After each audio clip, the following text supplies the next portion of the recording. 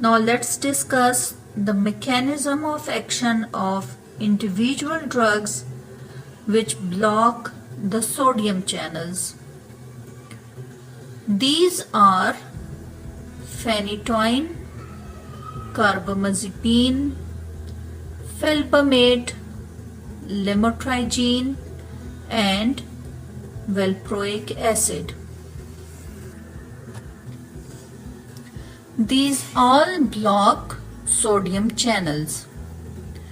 Next are barbiturates, and we now know that phenobarbital, methylbarbital, and primidone are under the barbiturates heading. What barbiturates do?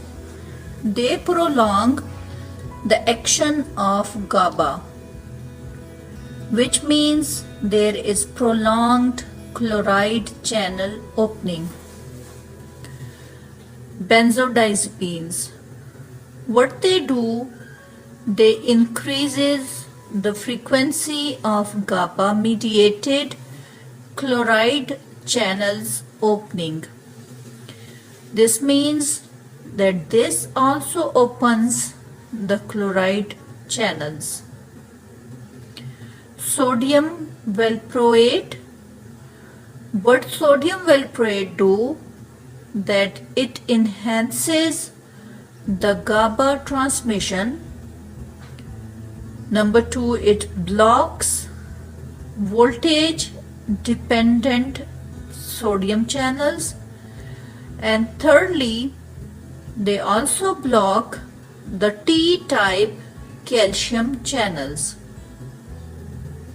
Ethosuximide is another drug which blocks the T-type calcium channels.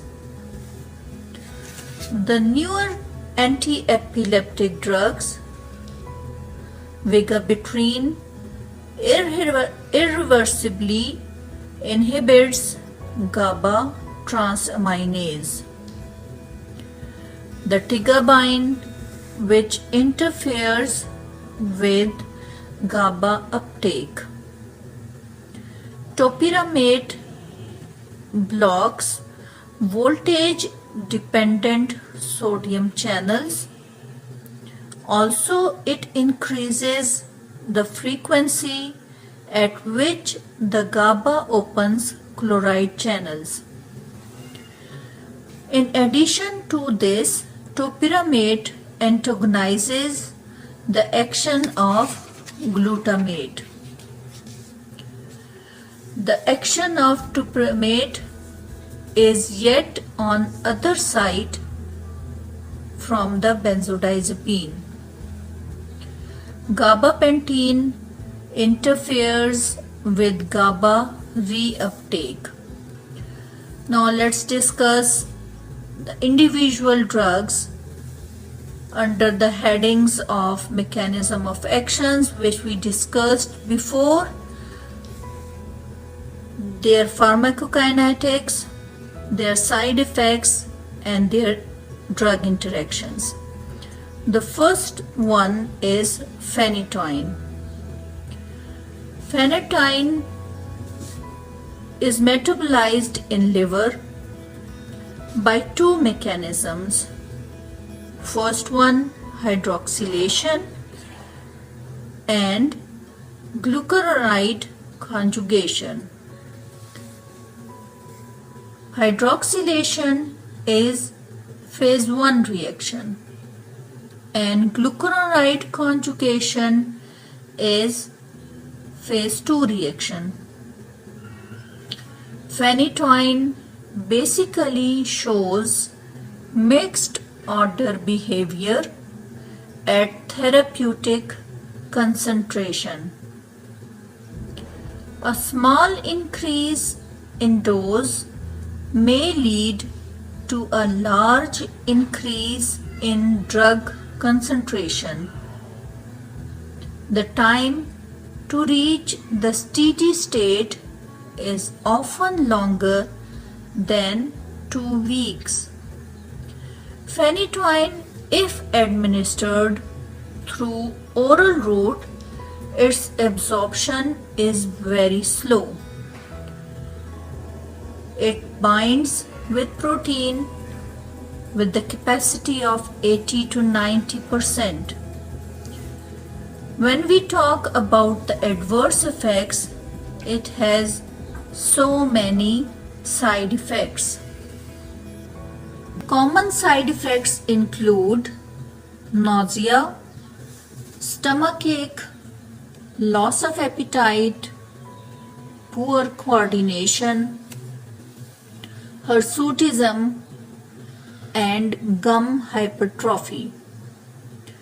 Potential serious side effects include sleepiness, liver problems, bone marrow suppression, low blood pressure,